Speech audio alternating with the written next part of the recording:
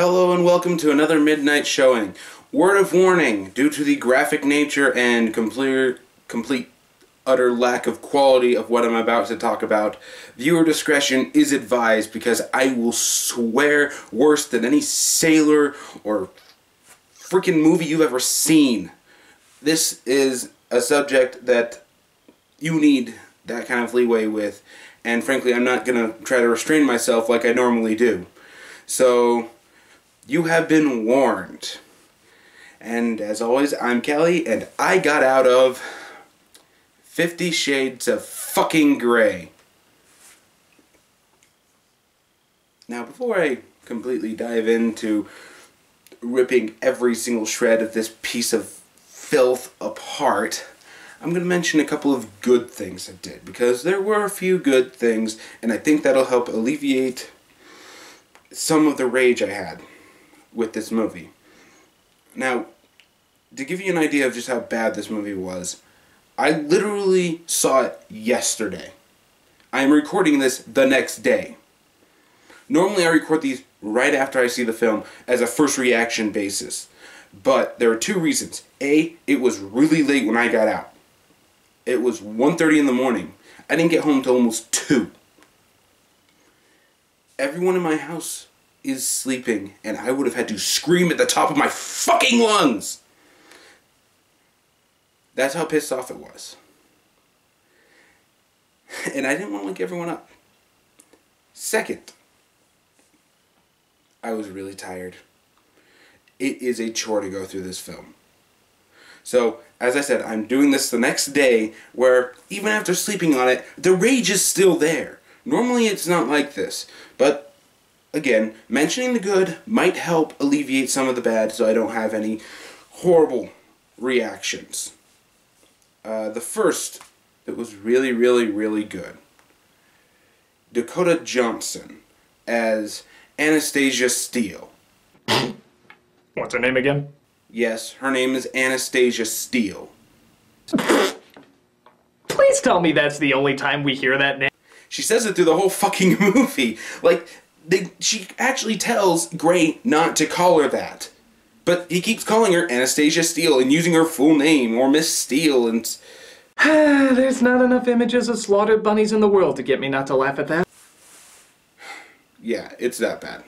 But Dakota Johnson as Anastasia really kind of worked. From what I've heard of the book, I haven't read it, but I've seen people read portions of it inside of the celebrity stuff, you know, George Takei and all that stuff. I've seen people read it. I know from all those other versions of people just telling me about it, I always got the idea that Anna was some kind of ditzy, teenish, weird, socially awkward twit. But no, she's played off a lot more real inside of this film. She has stupid lines. By God, the writing on this sucks. And after it's been given to a professional writer, it still fucking sucks. But, to be fair, she actually says those lines with an air of charisma and likability. There's a really, really good scene that actually got me to laugh a little bit when she's discussing with Grey the contract inside of his office at work. Yes, discuss their sexual contract at work. But it's a really good scene because what does she do? She actually reads through and starts talking about how curious it is. She says, no to this, no to this, no to this, no to anal fisting, no to suspension, no to this. What's a butt plug? And she's actually charismatic at it, and she's turning these lines that, or anybody else would find just stupid dribble and actually kind of making them enjoyable. It sucks that everybody else in this fucking thing is a horrible actor. She has nothing to work with, which makes the likability of her almost stand out of place of the movie. But again, in a much better film, in a much better written film, I would love her. And don't get me wrong, she's hot as hell. So, yes, I am thinking with my penis at the moment. She is very, very good looking. But, by God, that doesn't save this film at all. The other part that they did very, very well was the lighting. The lighting was done extraordinarily well inside this film. And going back to that scene I was just discussing a second ago with the boardroom, it's lit with this weird red. It's in the dark, and half of them are all red. It's kind of gives it an air of mysteriousness, well, an air of dignity also, especially with how that scene ends up ending.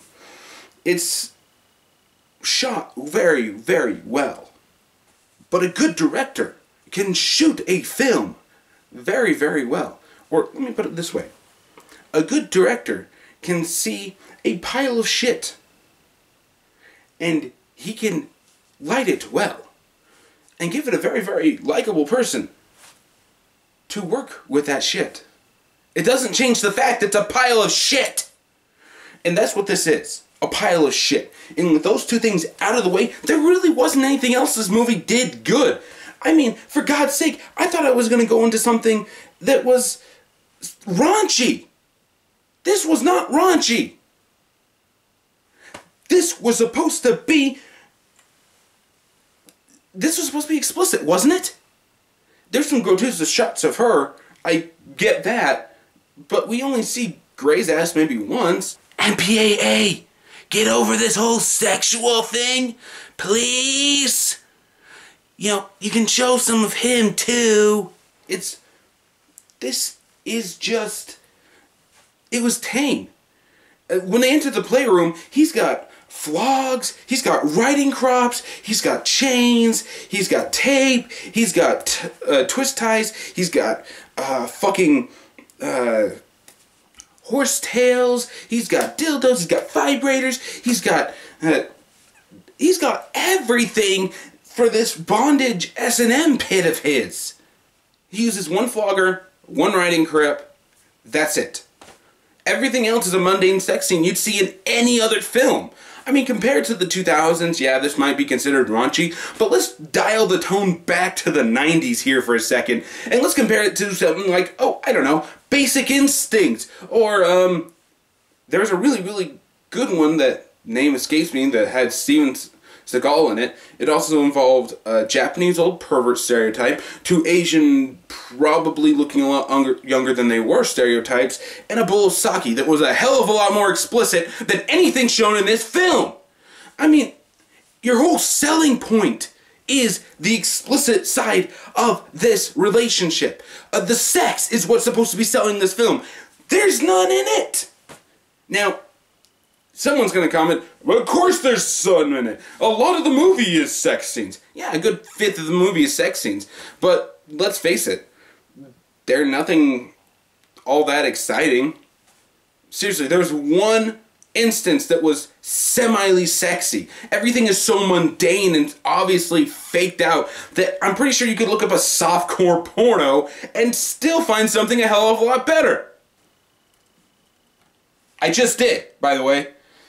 Yeah, this is more believable than anything I saw in that movie. And that's the worst part about this. If you're going to make something that is sexually explicit, then get two leads who don't look like they don't want to be in the same fucking room with each other. And that one sex scene that was semi-ly sexy with the whole ice cube running down all over her and whatnot, can I just point out that that was basically rape? He walked in on her when she didn't want him to be anywhere around her. She even told him no, that she wasn't interested in this shit, which is a recurring theme throughout this whole fucking movie. I'm calming down, calming down, calming down. He basically rapes her, and she likes it. Insert your own sexist fan joke here. I get that this is fantasies that people have. I really do get that. But this movie is so poorly written, and these sections are so poorly set up, that your entire point is lost. What is with it? While we're on that whole subject of rape and whatnot, what is with it that people think that romance is stalking nowadays? The Amazing Spider-Man 2, Twilight movies. Why is this viewed as okay. Oh, I only want you like 2 or 3 times a day. Hell, there's even a scene where fucking Gray shows up at Anastasia's work at the beginning and he asks for duct tape, zip ties, and rope. Now, I've heard that inside the book, this scene, she doesn't get what he's getting at all. But in the movie, she at least gets it, and she's like, hands it to him with a passing joke that's semi funny. Well, now you have your serial killer kit ready for you. Fuck this movie! And this is the biggest problem with the film. I do not believe these leads to be in love. I do not believe them to be in a sexual relationship. At first, before the whole bondage stuff gets into play, I kind of see it. She's curious. He's rich. He's good looking. Which is the only thing good about this actor, god damn it! But I can see her actually liking him at the beginning. Even after he shows some of the stuff, she's curious and she's playing it off like this isn't really her thing, but she's giggling like a little girl. But when it becomes quite clear that Anastasia in the movie does not like any of this, I mean, it becomes abundantly clear she doesn't like any of this. He starts taking control of her life by selling her car and buying her a new one, forcing her to live inside of his room in white, which was supposed to be his safe zone. She hasn't even signed the contract or anything at this fucking point. And so what they're doing is experimenting. He's trying to get her into everything. She's not having it at fucking all. But wasn't there that one scene inside of Georgia? Yes, there was that one scene inside of Georgia. There was also the scene at the fucking table where he keeps trying to grope her in front of her parent, in front of his parents. I don't care if they're adopted. That is sick shit. And she calls him on it. She fucking calls him on it. Every single time he doesn't... I can't believe I'm actually going to talk about this. The biggest problem with this movie is that it doesn't understand what bondage and S&M means. And even as a virgin like me, yes, that's true. As a virgin like me, I get it. You kind of have to do a little bit of research to understand half the shit that you see in anime these days. And by the shirt, by the way, if you guys can get this joke, I will be very, very, very impressed. In order to understand anime these days, you have to understand the cultural impact of a lot of these bondage techniques that are being portrayed. Because there are some very, very, very shameless shit that actually do play off of a lot of this. Case in point, Bayonetta Bloody Fate. This has more bondage in it than this entire movie did in the first 30 minutes. Yeah, this has more bondage in it than 50 Shades of fucking Grey. You have to go into this and you have to realize that that there's actually some impact here. And everything that I have ever researched, everything I have ever heard about bondage is it's about trust. It's about trust. It's about the dominant taking the submissive down the rabbit hole. But only as far as they're willing to go. The submissive has a lot of control in this section. None of this is brought up in the movie. None of it. None of it is brought up in the fucking movie. This could have actually been very interesting if they were talking about this shit. But no, it's a bore fest. It's just segue into random sex scene that's horribly choreographed. I mean, what is wrong with you? You're gonna market this as some big, epic, not epic, some big sex montage. Female smut. Worse than dime store novels. Worse than fucking this. This movie is shit and there's a review on the way eventually, people. This? This is what you are freaking out about? And 90% of this problem comes from the male lead. Jamie something, I don't even bother to learn his last name because fuck this actor, I don't think I'm gonna like him ever. Frankly speaking, he has no chemistry with Dakota Johnson. At all. In fact, he reads his lines like he doesn't know what he's fucking saying. At all! Now, there have been actors who can do this before. Case in point, Jackie Chan. In his early movies like Rumble in the Bronx and whatnot. Those movies where he clearly has to speak English, but he clearly has no idea what the fuck he's saying. He has the charisma to carry the movie. He's saying it with a happy face. He's saying it with some effort. He may not know what he's saying, but he's fucking trying. The guy who played Gray in this? I have seen more lifelike acting from my fucking puppet plush dolls. That is a serious thing. He's a better actor. He is a better actor than you in this movie. And this is a doll. Yes. Yes. And no matter how much I hear people say that this is exactly like the book, even from what I know about the book, it's nothing like the book. The book is explicit. The book is very explicit. And from what I've heard, they actually did incorporate a lot of the sex stuff inside of it. What do I mean by that? Remember when I talk about trust and S&M and bondage and whatnot? That's actually addressed in the book. It is. Why was it not addressed in the movie? Because a corporate exec thought that that wasn't what people wanted to see. And in truth, he was right. To a degree. People aren't here for that. People are here to see Dorian Gray and Anastasia Steele. I'm never going to stop laughing at that. In a sex relationship. That's it. That is really it. But that's not what the book's about. And you think that a paid writer, a paid Hollywood writer, would be able to make something of this? There were some ideas in here that were good. There were even some scenes in this that were some very decent. Even with lifeless bullshit actor Dorian Gray. But it's not. And I know the origins of this book as a Twilight fan fiction. I know it. And the parallels are completely obvious. And I guess we have to talk about it anyway. The parallels inside of it, Dorian is a strong white lead who's constantly telling Anastasia that he's wrong for her. But he can't stop obsessing over here. See my whole point about stalking not equaling romance, people? It's actually fucking scary how much creepy shit he does in this movie. But then you have Jose.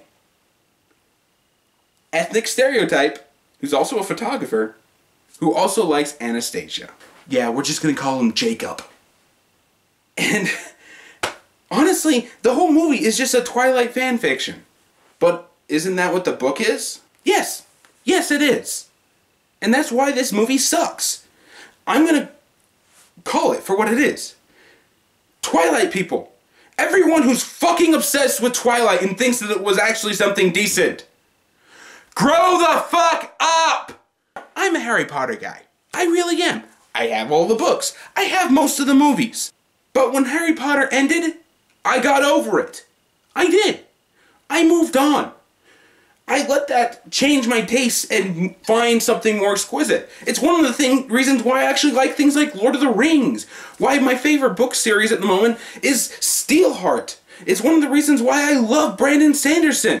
I'm rereading this book right now. It is amazing. Amazing.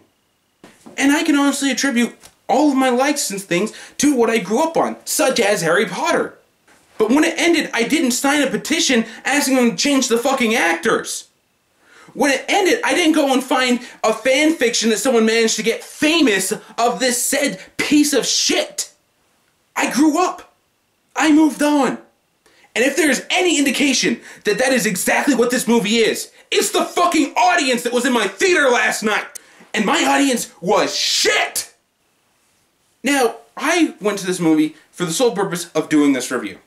I knew that it was going to be bad, but I've liked bad movies before. I mean, fuck. One of my highest recommended videos of all the video reviews I've done so far is fucking Identical. Identical is not a good movie, but it's very enjoyable. And that is enough. if the movie has an enjoyment value, I can recommend it. I could honestly recommend Identical, even if you wanted to go see it in theaters, if you could actually find it in theaters. But again, I could actually recommend that. I could not recommend this. The audience inside of this theater was horrendous. They were loud. They were obnoxious. Ooh.